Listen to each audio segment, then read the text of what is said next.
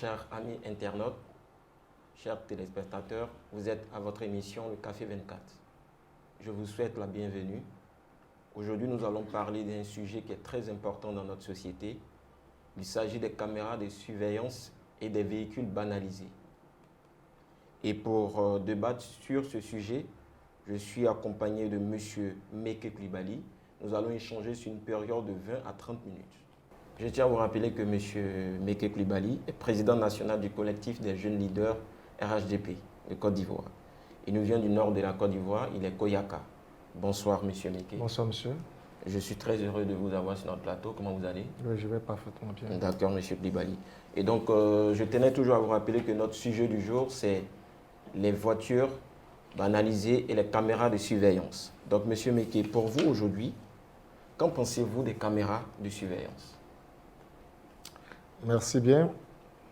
Il faut dire que nous avons deux catégories de caméras.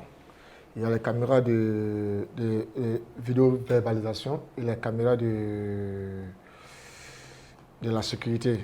Et une partie de ces caméras appartient au ministère de l'Intérieur et de la Sécurité.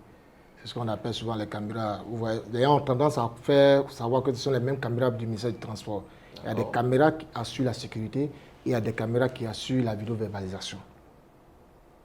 Les caméras de surveillance et les caméras de vidéo-verbalisation. Donc, nous avons deux types de caméras. Donc, je voulais préciser qu'il y a deux types de caméras.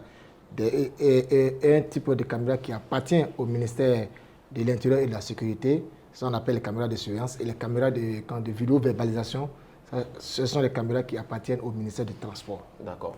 Et pour nous qui ne savons pas la différence entre ces deux types de caméras, qu'est-ce que vous pouvez nous dire pour pouvoir savoir? Non, mais il faut dire qu'au niveau des caméras, les caméras ne sont pas forcément, il n'y a pas de différence. C'est l'utilisation qui fait la différence. D'accord. Voilà.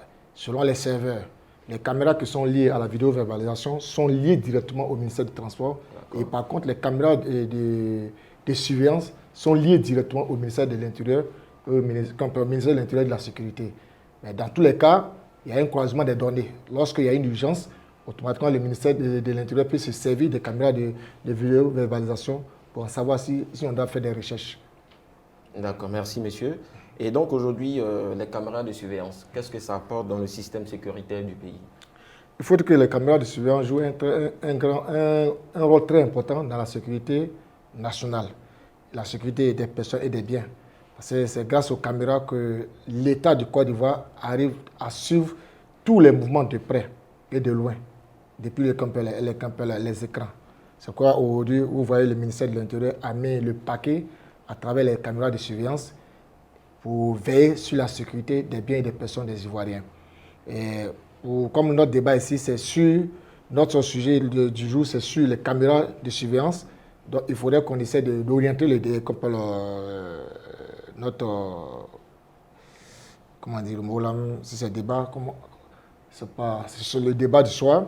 Ça ne doit pas être typiquement les caméras, comme j'ai dit, il y a deux catégories de caméras. Or, nous partons dans le volet du transport, les caméras qui sont liées au ministère du Transport.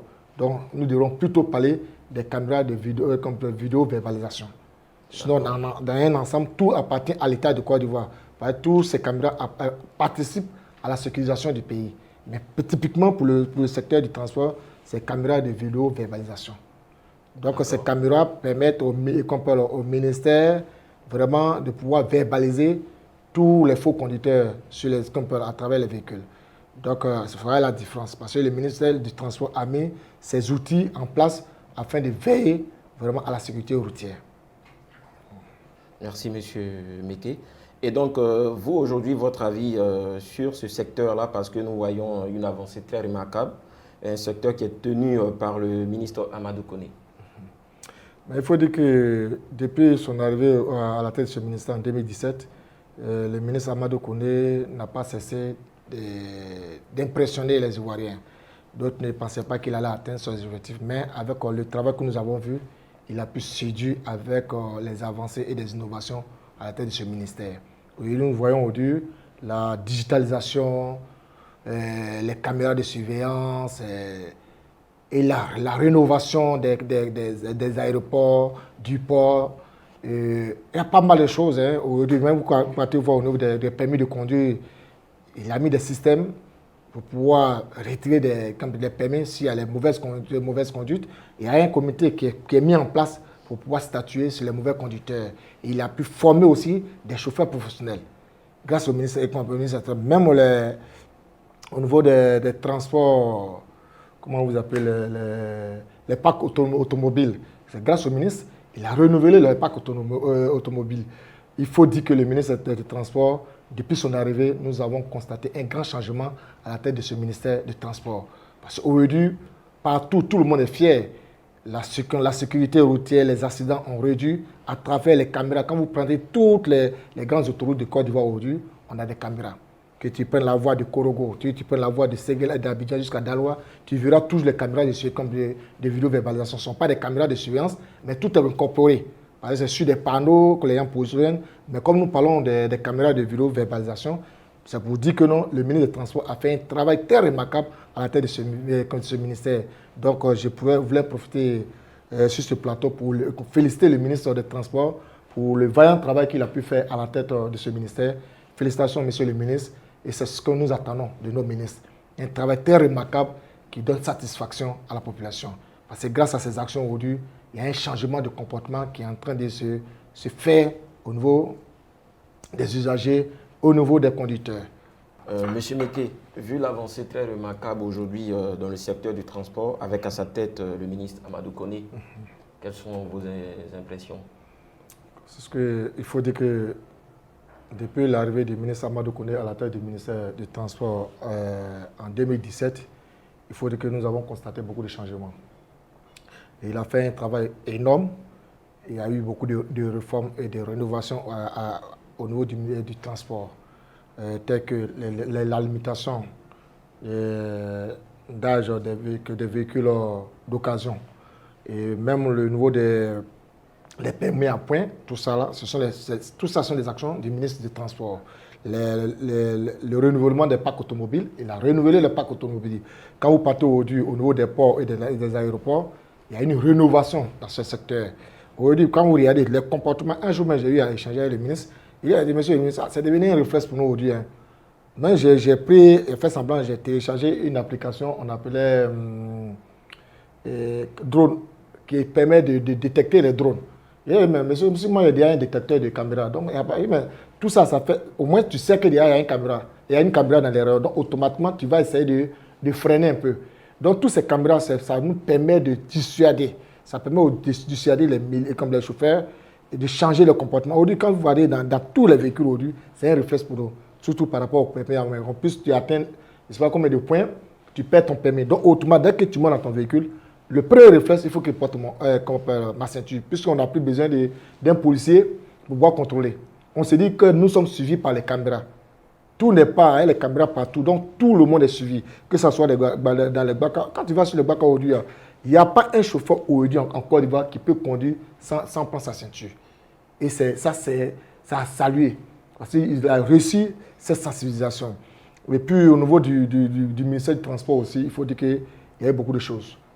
Il y a eu beaucoup de choses. Ces caméras ont permis aujourd'hui de réduire beaucoup d'accidents. Ça réduit beaucoup d'accidents sur l'autoroute. L'autoroute, là, ces caméras aujourd'hui, ça joue à quelques kilomètres net, tu vois, des caméras, l'autoroute du Nord. Quand tu prends la voie en allant à Yamoussoukro, tu ne peux pas faire 5 km sans voir. Donc, du coup, toi-même, tu sais que tu ne peux plus rouler à vive allure. Tu sais qu'à quelques kilomètres net, tu vas aller croiser une caméra devant toi. Automatiquement, dans un réflexe, tu ne peux pas aller au-delà de 120. Donc, ce sont des actions qui ont permis un peu le changement des comportements. Et le ministre a reçu ce projet de lutte contre l'incivisme sur la route. Parce que l'incivisme a provoqué beaucoup d'accidents. Et quand vous regardez aujourd'hui le taux d'accident, le taux de mortalité suite aux accidents, aux nombreux accidents, ça a diminué. Mais grâce à quoi? Au phénomène des caméras, de vidéo-verbalisation. Parce que vraiment, ces caméras, nous encourageons le gouvernement à pouvoir amplifier ça partout. Il ne faut pas avoir minimisé une voie, même les petites voies.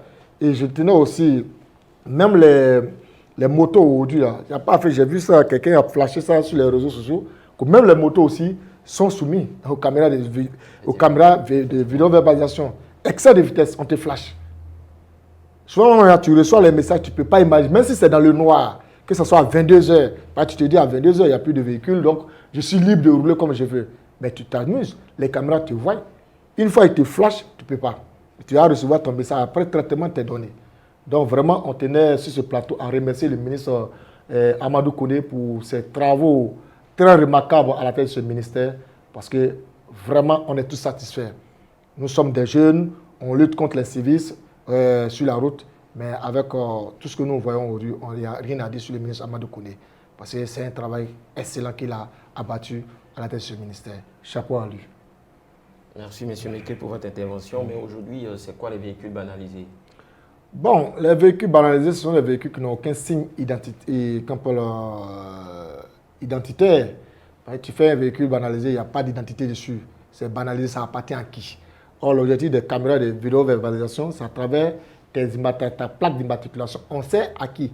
Même si c'est Is qui est dans la voiture, que ce n'est pas le propriétaire, mais automatiquement, celui qui va prendre les pots cassés, automatiquement, c'est le propriétaire du véhicule. Mais un véhicule banalisé n'a pas d'identité. C'est banalisé, ce n'est pas enregistré dans les bases de données du ministère du Transport. Donc, c'est ce qu'on appelle les véhicules banalisés. D'accord. Et pourquoi l'utilisation des véhicules banalisés, selon vous? Bon, l'utilisation de véhicules banalisés, ce n'est pas recommandé par la loi. Il faut dire que les véhicules banalisés étaient utilisés dans le cadre de la sécurité nationale, principalement par la police nationale et la gendarmerie pour des enquêtes. Comme un policier peut se lever quand il peut mener une enquête pour aller dans les véhicules banalisés pour ne pas se faire détecter.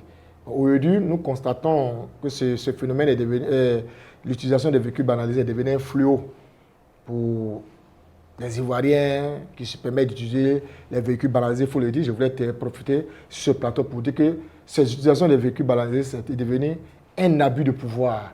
Et ces abus de pouvoir ne sont pas des civils qui le font, c'est plutôt les militaires. C'est vrai que c'est à la gendarmerie et à la police, mais c'est normal, c'est des véhicules qui devraient appartenir à la gendarmerie nationale et à la police nationale, et pas à des individus comme à des soldats ou bien aux agents de la sécurité. Si imaginez que tout corps habillé utilise un véhicule banalisé, ça devient du désordre. Donc normalement, ces véhicules banalisés, partout dans le monde entier, les véhicules banalisés étaient octroyés à la gendarmerie nationale et à la police nationale dans le cadre des enquêtes. Aujourd'hui, là, nous voyons ces véhicules banalisés utilisés par n'importe... Une fois un agent, quelqu'un rentre dans la mer, le premier réflexe pour lui, je dois me faire un véhicule, puisque chien ne mange pas chien, ce sont mes collègues qui me contrôlent, donc je n'ai pas besoin de véhicule, de me mettre à jour. Tout ce qui peut aller, c'est pour aller chercher son assurance avec son numéro chassis. Or, ce n'est pas ça qui est recommandé. Et en plus des corps habillés, il faut dire que non, il y a des politiques aussi qui abusent de leur pouvoir parce que j'ai les moyens, j'ai les macarons qui me donnent le pouvoir de passer sans être contrôlé. Toi, tu vois, le macaron et le véhicule est banalisé. Tu as fait quoi? Donc, or, ces véhicules banalisés, ça ne participe pas à la sécurité. N'importe qui peut utiliser ces véhicules banalisés, aller faire des braquages. Comment les caméras peuvent intercepter ces véhicules banalisés? Si tu n'as pas d'identité, tu t'en fais le braquage, le gars fait tranquillement, on ne pourra pas le tracer. Donc voilà un peu les véhicules banalisés. Il faut qu'on arrive à arrêter, à diminuer l'utilisation des véhicules banalisés parce que c'est devenu un fléau en Côte d'Ivoire. Mais y a-t-il une sanction pour les personnes qui n'ont pas le droit d'utiliser? Oui, il y a une sanction pour les personnes qui n'ont pas le droit d'utiliser ces véhicules banalisés, mais qui doit appliquer? C'est le même corps habillé. Mais puisque c'est leur langage, il n'y a pas de chien ne mange pas chien. Le gars il roule dans le véhicule banalisé, ou bien il a un pouvoir qui lui permet de rouler dans ce véhicule banalisé, le corps habillé peut faire quoi devant lui? Donc peut-être c'est de trouver une autre formule adéquate pour pouvoir lutter contre ce fléau. Parce que ce n'est pas des civils.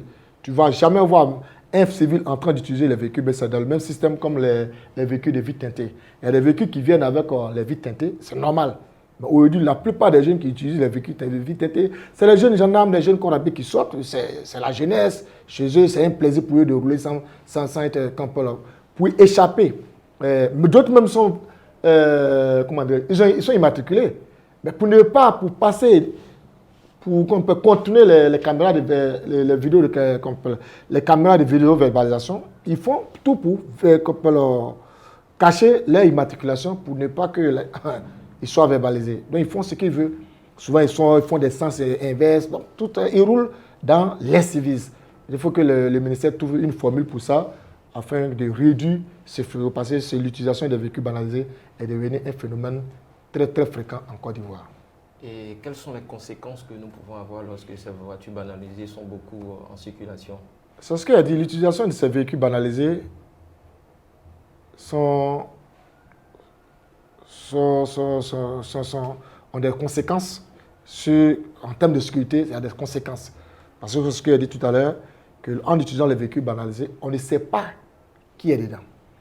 On ne sait pas à qui appartient le véhicule.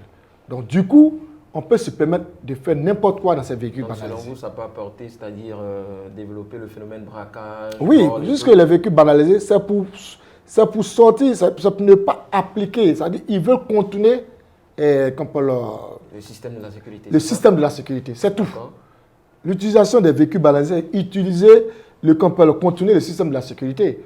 Or, pour la sécurité des biens et des personnes, il faut que l'État arrive à identifier tous ceux qui circulent sur les voies ivoiriennes. Donc, je pense bien que personne ne peut dire que l'utilisation des véhicules banalisés apporte un bien-être à la population ivoirienne. Au contraire. Que dit la loi sur cela? La loi interdit l'utilisation des véhicules banalisés. Mais ceux qui doivent appliquer, c'est ce qu'il a dit tout à l'heure, ceux qui doivent appliquer la loi, ce sont les corabiers. Et si la plupart des utilisateurs de ces véhicules banalisés, ce sont les mêmes corabiers. Donc, qui doit lutter contre eux alors? Puisque d'après, dans leur jargon là-bas, chien ne mange pas chien. Un simple soldat peut sortir tout à l'heure, il se trouve un véhicule banalisé, il roule, je n'ai pas de problème. Quand je vous écoute, c'est comme s'il n'y a pas vraiment de sanctions en tant que tel, quand vous parlez du phénomène chien ne mange pas chien. Non, il y a une sanction, c'est ce que je suis en train de dire là. Si c'est des civils, les civils, la loi s'applique à lui. Or, ce qu'on doit faire comprendre aux Ivoiriens, nul n'est au-dessus de la loi. Que tu sois un agent de la sécurité, tu n'es pas au-dessus de la loi. Mais comme c'est eux-mêmes qui sont censés appliquer la loi aux utilisations de ces véhicules banalisés, mais puisque ceux qui utilisent, ce sont ses collègues. Comment voulez-vous que la loi soit appliquée à ses collègues? Sachant que dans leur jargon, c'est dit chien ne mange pas chien. Donc, c'est à l'État de trouver une formule. Est-ce qu'il faut créer une cellule parallèle qui n'a rien à voir avec le corps afin de lutter contre les véhicules banalisés? Je pense bien qu'avec l'effort que le ministre des Transports fait sur le terrain, on pense qu'il peut. Si vraiment avec les cellules qu'il met en place, il pourra mettre une cellule pour lutter contre les véhicules banalisés. Parce qu'en confiant au corps habillé, on ne pourra pas. Parce que c'est chien ne mange pas chien, c'est le même langage qui va continuer. D'accord. Donc quand je vous écoute, c'est-à-dire que vous êtes une personne qui connaît bien un peu ce domaine et tout, quand vous regardez face à nos internautes, quelles sont les différentes propositions que vous pouvez apporter aujourd'hui pour pouvoir diminuer un peu ce phénomène? Non, c'est ce que j'ai dit tout à l'heure. J'ai déjà dit, nous faisons confiance au ministre Amadou Koné par rapport à ce phénomène de l'utilisation des véhicules banalisés. C'est de trouver vraiment une autre cellule en dehors de l'armée. Une cellule qui pourra vraiment appliquer la loi. Parce que, comme j'ai dit, les 80% des utilisateurs des véhicules banalisés sont les gens de la sécurité. Or, ceux-mêmes qui sont censés appliquer la loi, c'est eux-mêmes qui sont les premiers utilisateurs. Il faut le dire, oui, il faut. Les premiers utilisateurs, les 80% des utilisateurs des véhicules banalisés, ce sont les gens qui doivent appliquer la loi, c'est-à-dire les gens de la sécurité. Et ils ne connaissent pas le danger. C'est lorsqu'ils font des accidents qu'ils savent que l'utilisation des véhicules banalisés entraîne beaucoup de choses. Et donc, il faut qu'ils se mettent en règle en enregistrant leurs véhicules au niveau du ministère du Transport afin que tout soit, pour que la loi soit appliquée à tous les Ivoiriens. Voilà, nul n'est au-dessus de la loi, quelle que soit ta position. Même les autorités qui abusent de leur pouvoir. C'est vrai, on voit souvent les véhicules, des plaques jaunes, d'autres banalisent. C'est vrai, ils banalisent. Maintenant, si, je suis d'accord que ce soit des véhicules, des plaques jaunes banalisées. Mais banalisées pour des bonnes utilisations. Si c'est pour des utilisations à des fins personnelles, ça c'est un autre cas. D'autres ne veulent pas faire savoir peut-être leur ministère. Bon, ils banalisent un peu leurs véhicules pour ne pas qu'on connaisse un peu leur appartenance. Mais il peut être d'un autre parti politique. Il se cache pour manger auprès d'un autre ministère qui n'est pas de son parti. Bon, ils sont obligés de camoufler un peu sa plaque d'immatriculation. Ça, je suis d'accord. Mais pour les véhicules civils, banaliser les plaques d'immatriculation des véhicules civils, ça c'est de l'incivisme pur. Et le ministère des Transports doit taper sur ça avec en collaboration avec le ministère de la Défense et le ministère de la Sécurité. Merci, M. Meke. Chers amis internautes, chers téléspectateurs, nous avons écouté M. Meke. Et donc, pour notre sécurité aujourd'hui, nous devons, c'est-à-dire, peu utiliser les voitures banalisées. Nous devons laisser aux personnes qui sont habilitées à l'utiliser. Et moi aussi, nous avons senti et compris qu'il y a une évolution aujourd'hui en ce qui concerne le ministère du Transport. Sur ce, M. Meke, est-ce que vous avez un mot de fin? Oui, je voulais dire aussi qu'il faut accélérer aussi pour les cas des véhicules, les motos. Nous avons l'impression que jusqu'à présent, les véhicules, pas les véhicules, les motos à 2 roues et 3 roues, ils pensent qu'ils sont un peu en dehors des caméras de vidéo-verbalisation. Donc, il faut accélérer l'immatriculation, surtout accélérer l'immatriculation des motos à 2 roues et 3 roues. Parce que tant qu'ils ne sont pas immatriculés, c'est eux qui sont toujours à la base des accidents. Parce que quand vous voyez l'utilisation des motos à 2 roues, leur manière de circuler, les carrefours, ils peuvent planer facilement. Donc, du coup, à un feu même, le feu rouge, il ne contrôle pas. Lui se jette. À sa grande surprise, toi, tu vas le cogner, tu es en règle, tu n'es pas en règle, il va te créer et puis on va te retirer ton permis. Il faut qu'on accélère l'immatriculation des véhicules, des motos à 2 roues et 3 roues, afin que tout le monde soit, la loi soit appliquée à tous ceux qui roulent des engins, que ce soit les engins à 4 roues, les engins à 2 roues, les engins à 3 roues. Parce que là, en ce moment, tout le monde, avec les immatriculations, tout le monde sera soumis à la loi par rapport aux caméras de vidéo-évaluation. Encore une fois de plus, merci M. Meke. Ici prend fin notre émission. Nous vous souhaitons bonne soirée à vous et à la prochaine.